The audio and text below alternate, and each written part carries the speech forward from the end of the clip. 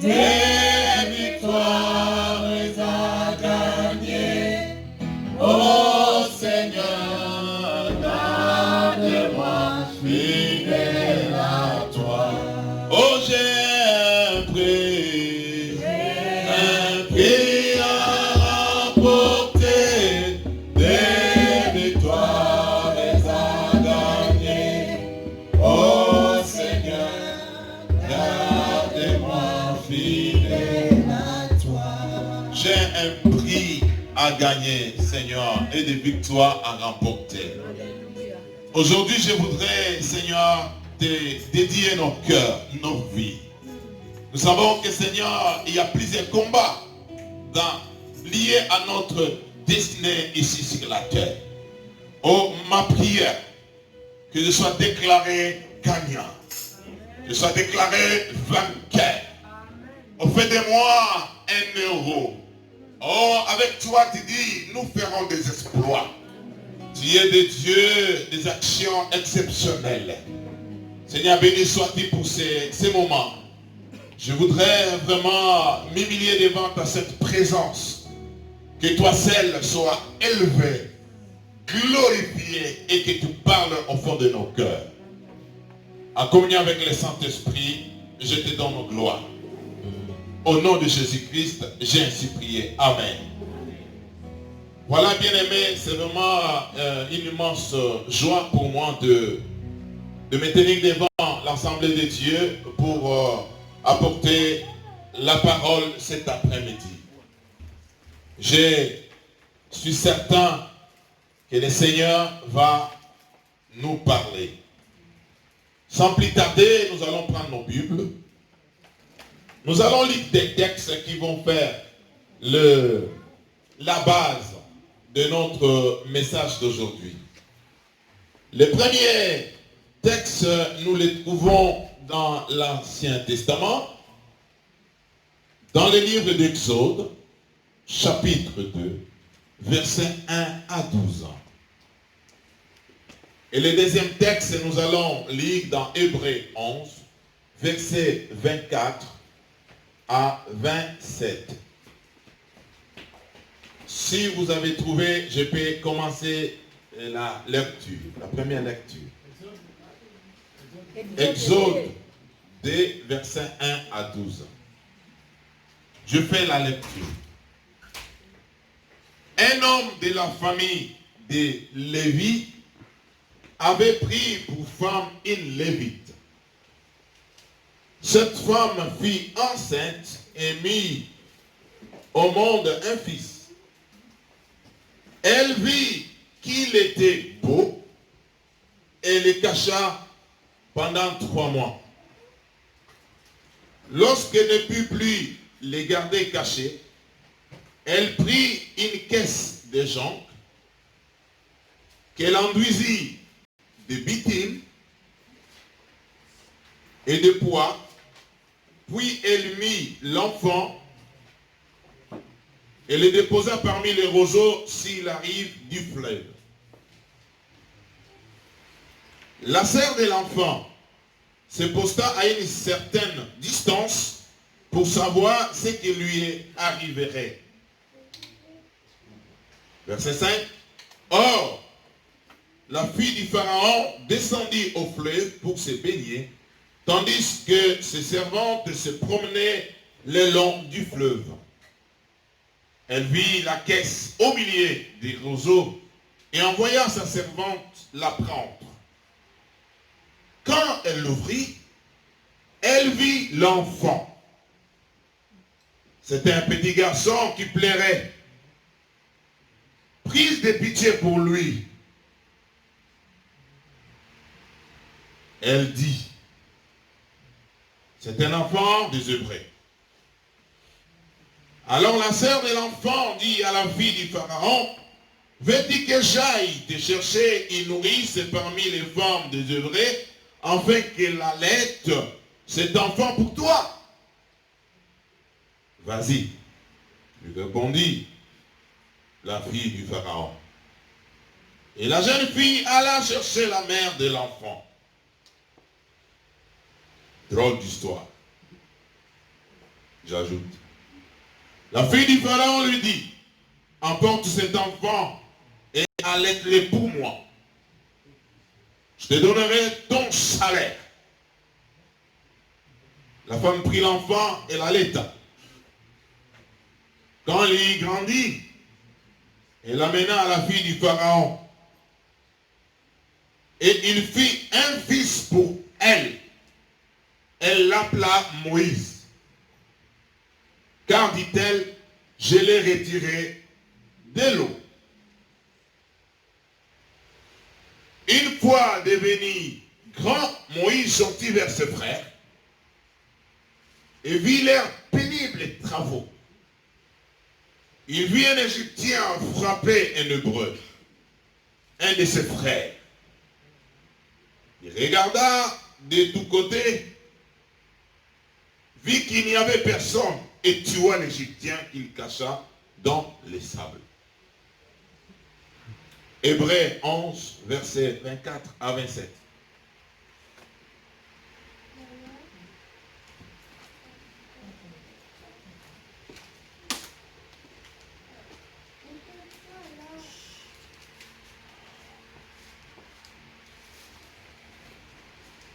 Hébreux 11, verset 24 jusqu'à 27 nous dit ceci. C'est par la foi que Moïse, devenu grand, a refusé d'être appelé fils de la fille du Pharaon. Il préférait être maltraité avec le peuple de Dieu plutôt que d'avoir momentanément la jouissance du péché. Il considérait l'humiliation attachée au Messie comme une richesse plus grande que les trésors de l'Égypte. Car il avait les regards fixés sur la récompense à venir. Verset 27. C'est par la foi qu'il a quitté l'Égypte sans craindre la colère du roi, car il s'est montré déterminé, comme s'il voyait celui qui est invisible. Alors si c'était moi, j'allais dire Amen. Parce que quand moi je lis, je sens autre chose. Alléluia. Oui, j'ai un avantage parce que ça fait un bout de temps que le Seigneur m'a donné ces messages. Et il y a que, je crois, 2 jours, j'ai pris du temps à méditer. J'ai sacrifié des moments de sommeil. J'ai sacrifié beaucoup de choses pour comprendre ces textes que je connais bien, que j'ai écouté d'autres serviteurs aussi prêcher, tantôt d'une autre manière.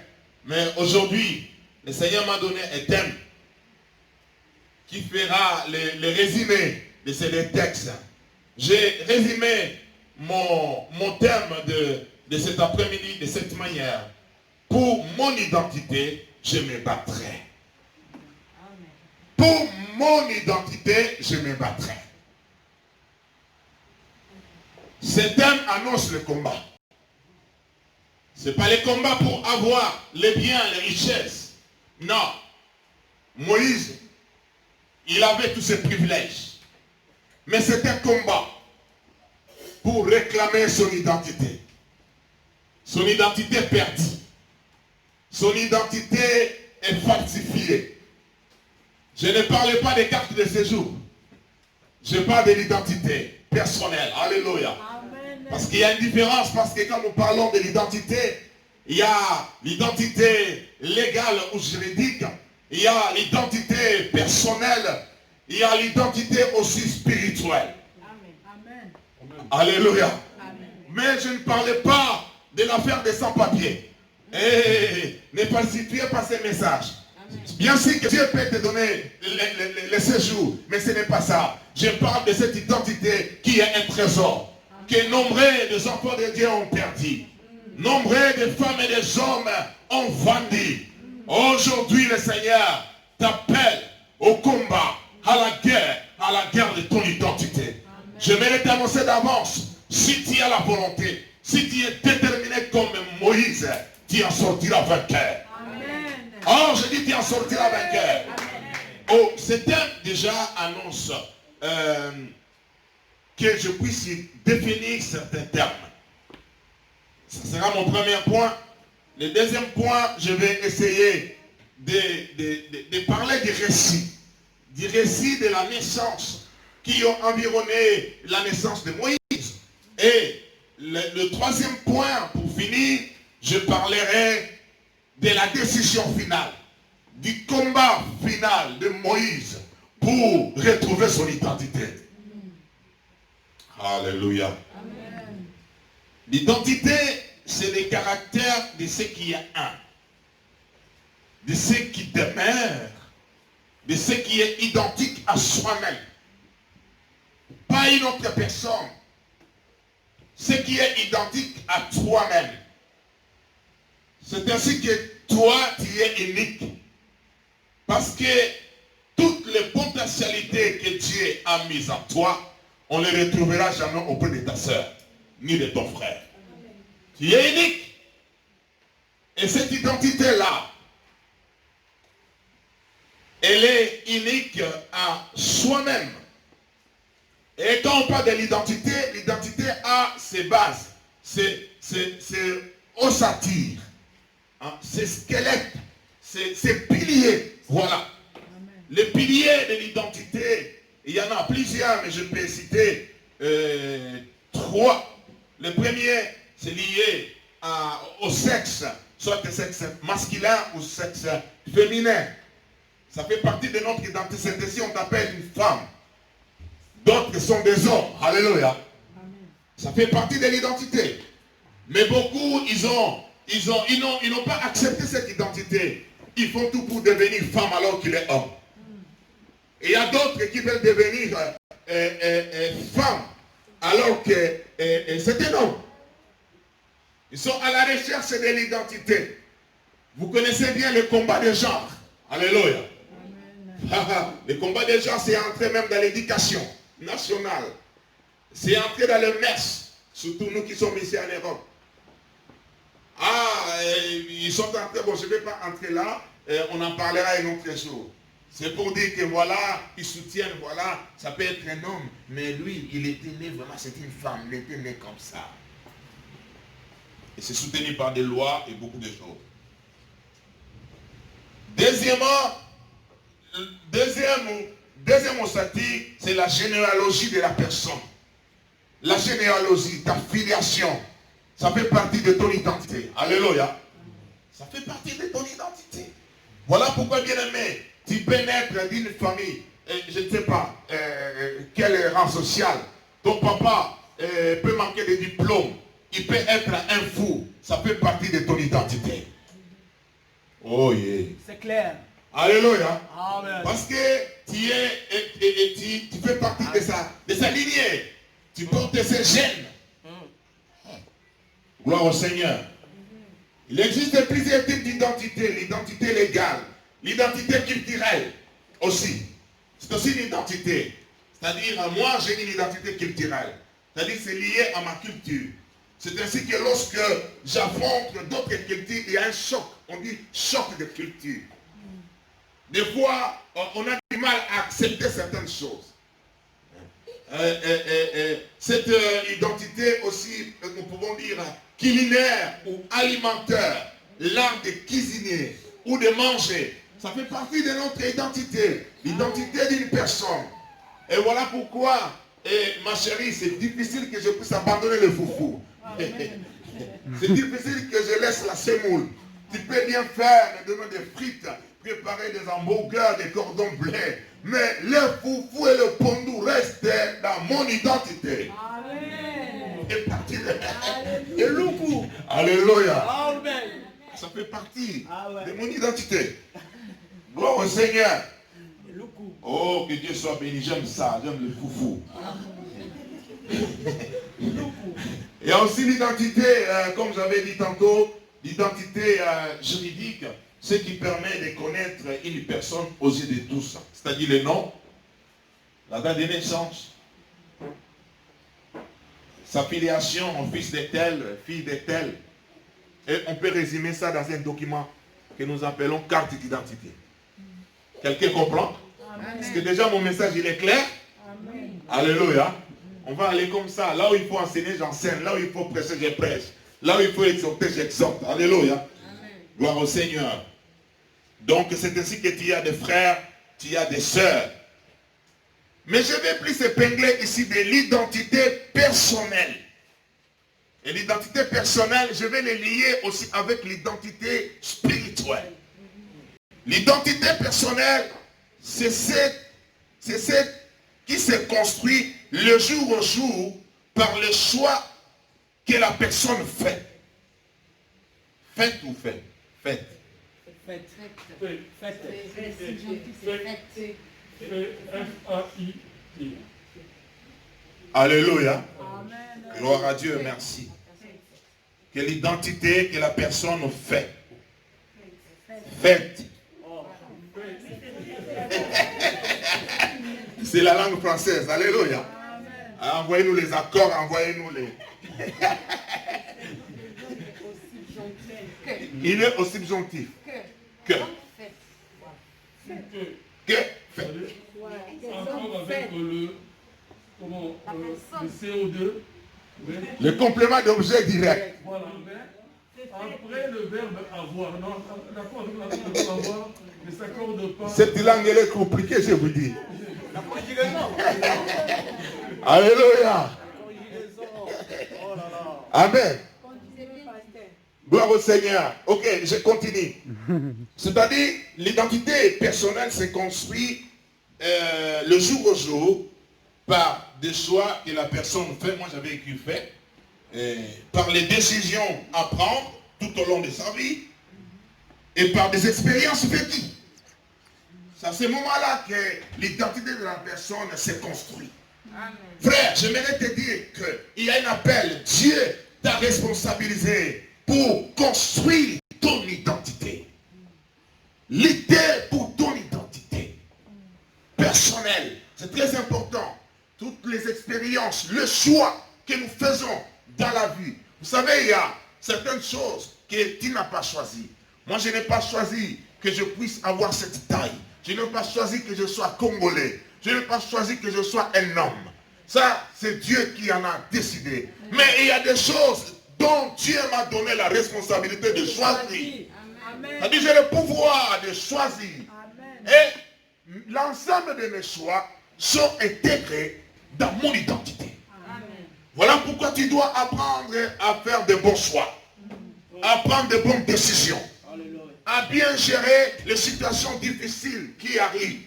Parce que ça fera partie de ta personnalité. Bon, je mets entre guillemets, la personnalité c'est autre chose aussi, mais ça a presque la même chose avec l'identité, mais il y a une influence parce que là, dans la personnalité, on parle des émotions, on parle de l'attitude, on parle des comportements.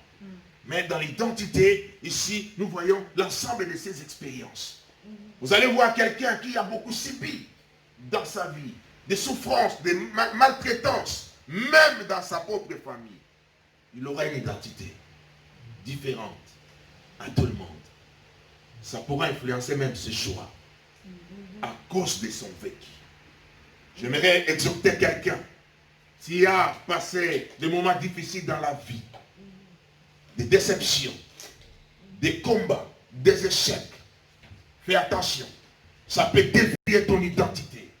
Mais Jésus est là, et la parole est là, le Saint-Esprit est là pour remettre ton identité sur la voie de ta destinée. Amen. Parce que sur la voie de ta destinée, tu trouveras ton identité. Amen. Et alléluia. Amen. Oh, gloire au Seigneur, tu trouveras ton identité. Bien aimé, c'est ainsi que l'identité se construit. Tu es appelé à construire ton identité. Et quand nous parlons, ce n'est pas moi qui va construire ton identité. C'est toi-même, avec Dieu. Si tu crois en lui, si tu as confiance en sa parole, tu le construiras avec Dieu. Amen. Mais si tu ne crois pas en Dieu, tu construiras ton identité seule. Dieu ne sera pas là. C'est ainsi qu'il y aura des séquelles de la méchanceté, les séquelles de l'amertume, les séquelles de la désobéissance, les séquelles des révoltes. Mais quand Christ construit avec nous notre identité, oh, les fruits de l'esprit sont là. Amen. La paix, la maîtrise de soi. Et que sais-je encore? Connais-tu ton identité? Je te pose la question. Il y a l'identité physique, l'identité spirituelle. Moi, je connais mon identité. Je suis enfant de Dieu. Je ne parle pas de toi. Je te connais, mais je ne te connais pas. Et alléluia. Amen. Parce que toi, ce n'est pas toi. C'est ce qui est en toi. Toi, tu es à l'intérieur. Je ne vois pas. Ça, ce n'est que la carapace. Et toi, c'est ce qui est en toi. Moi, je connais mon identité. Je suis enfant de Dieu. Héritier de promesses. Descendant d'Abraham.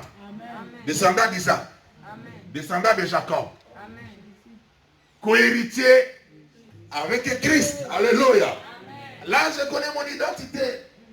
Donne aussi ton identité. Oh, gloire au Seigneur. La Bible nous dit dans Galates 3, verset 29, et si vous êtes en Christ, vous êtes donc la postérité d'Abraham, héritier selon la promesse. Dans la même version, ça c'était le 8 secondes, dans la version d'Arby, il dit, or si vous êtes des Christ, vous êtes donc la sémence d'Abraham, héritier selon la promesse. La Bible dit encore dans Romains 8, verset 17, or si nous sommes enfants, nous sommes aussi héritiers.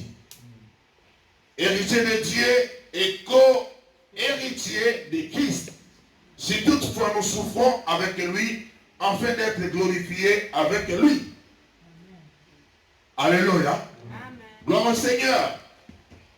La personnalité, c'est, comme j'avais essayé de donner la définition, c'est une combinaison de caractéristiques émotionnelles, d'attitude et de comportement d'une personne. C'est ça la personnalité. Il y a une nette différence avec l'identité qui se construit et avec la personnalité de quelqu'un. La personnalité est vue plus par les comportements, les sentiments, les émotions.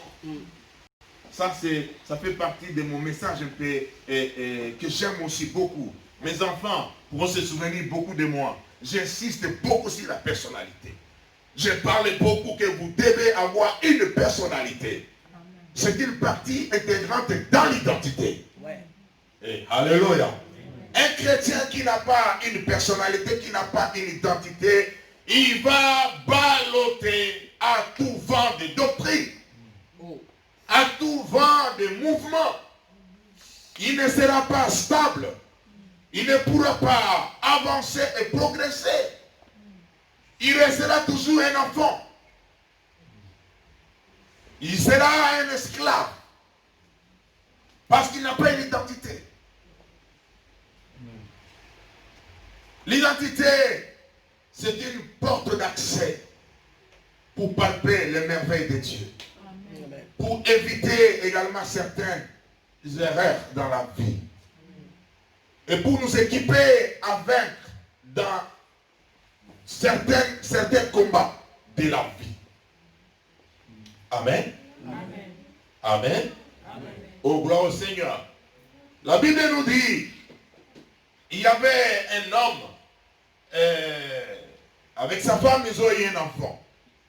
Mais c'était pendant une période compliquée, difficile, où c'était en Égypte, où un pharaon, il a été, je dirais, avisé spirituellement que son pouvoir sur les enfants d'Israël allait s'arrêter et que les enfants d'Israël vont prendre l'envol et ils seront libérés et Dieu va susciter un homme qui va travailler pour leur délivrance.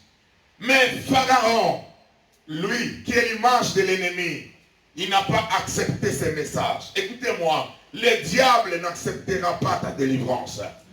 L'ennemi n'acceptera pas que tu puisses avancer dans la vie. Quand il recevra une prophétie, quand il va travailler, quand il va se donner pour avancer, soit dans la vie chrétienne, dans ta vie, il va se lever. Il va se lever pour mettre des crocs à jambes, des barrières, pour te bloquer, que tu deviens esclave, que tu travailles pour lui, que lui en profite. J'aimerais te dire, en tant qu'enfant de Dieu, tu n'as pas le droit d'être esclave, ni du péché, ni esclave d'une personne, ni esclave d'une coutume, ni esclave d'une famille. Amen. La Bible dit, si le Fils de l'homme vous a franchi, vous serez réellement libre. Un enfant de Dieu, il est libre avec Dieu. C'est clair. Il ne doit pas être esclave. Que personne ne puisse voler ton identité. Lorsqu'on vole ton identité spirituelle, on te fera esclave. Ils peuvent te présenter les mains cyclantes. Ils peuvent te donner des statuts aux yeux des hommes honorables. Mais en réalité, tu es attaché. Tu ne peux pas avancer. Parce qu'il y a bénédiction et bénédiction. Il y a la différence entre d'être béni dans la maison de Pharaon et il y a une différence d'être béni dans la promesse de Dieu pour faire partie de la lignée messianique. Amen. Non, je ne sais pas si tu as compris. Là, je parlais fort, Il y a la différence d'être béni dans la maison de Pharaon. Dans la maison de Pharaon, il y a l'honneur, il y a des soldats. Tu trouveras de l'argent. Mais dans la maison de Dieu, c'est la prophétique messianique. C'est la prophétie qui entre dans la lignée. Oh, tu entres dans la lignée prophétique de Messie, de Christ, pour hériter le royaume des cieux. La bénédiction de Pharaon, tu hériteras l'argent de cette terre, qui n'est pas mauvais. J'aime beaucoup avoir l'argent, et d'ailleurs j'en cherche. Si tu en as, tu peux me donner, je ne refuserai pas. Mais il y a des bénédictions. L'Éternel enrichit et ces bénédictions, il en fait suivre d'aucun chagrin. Alléluia. Ouais, ça c'est la parole de Dieu. Écoutez, la Bible dit, Pharaon a, je vais utiliser un terme juridique, comment on dit, il a promulgué, voilà, c'était le mot. Il a promulgué un décret, je ne sais pas ou bien une loi, un décret, que tout garçon, un enfant mâle qui naîtrait, on laisse les femelles. On laisse les femmes, les femelles vont s'occuper des maquillages. Ils seront distraits. On laisse les femmes, ils vont s'occuper de la cuisine. Mais un homme, parce qu'il sera un soldat, lui, on va s'occuper de lui. Tous les enfants mâles seront tués. Écoutez frère, en Christ, il n'y a ni homme ni femme. En Christ, que tu sois une fille, que tu sois un homme, tu es un mâle. Un mâle, c'est celui qui a la force. Alléluia. Et alléluia. Donc quand je parle de mal ici, il ne s'agit pas de sexe. Alléluia. Sur le plan spirituel. Parce qu'une femme, dans la foi, peut faire beaucoup de choses qu'un homme ne peut pas faire. Amen. Et alléluia. Même avec Dieu, nous voyons ça dans la Bible. Beaucoup de femmes, ils ont laissé des traces que des hommes n'ont pas laissé. Oh, gloire à Dieu. Donc, la Bible dit, on commence à tuer. C'était une loi qui était établie. Frère, même dans nos vies, même dans nos familles, des fois, il y a des lois qui sont établies. Tu viens dans le monde, tu as trouvé déjà une loi qui existait. Cet enfant, il a trouvé une loi qui existait. Il n'a rien fait du mal pour subir les conséquences de cette loi. C'était la mort. Mais il a fallu qu'il y ait une femme. Cette femme, elle a regardé l'enfant. Il dit, l'enfant était tellement beau. Je ne peux pas le laisser à la merci comme ça des pharaons, qu'on puisse les tuer en toute facilité comme ça. Je vais oser de faire quelque chose. Peut-être Dieu peut venir au secours, je ne sais pas. Si on arrête cet enfant, on le tue, essentiel que ma conscience soit tranquille, que j'ai fait quelque chose pour cet enfant. Est-ce que quelqu'un comprend? Alléluia. Cette femme, elle a regardé. Frère, lorsque ta bénédiction, elle est belle, il faut chercher à protéger cette bénédiction. C'est clair. Le plus longtemps possible. C'est clair. Il y a des méthodes et des stratégies pour protéger sa bénédiction, pour protéger son Moïse. Cet enfant,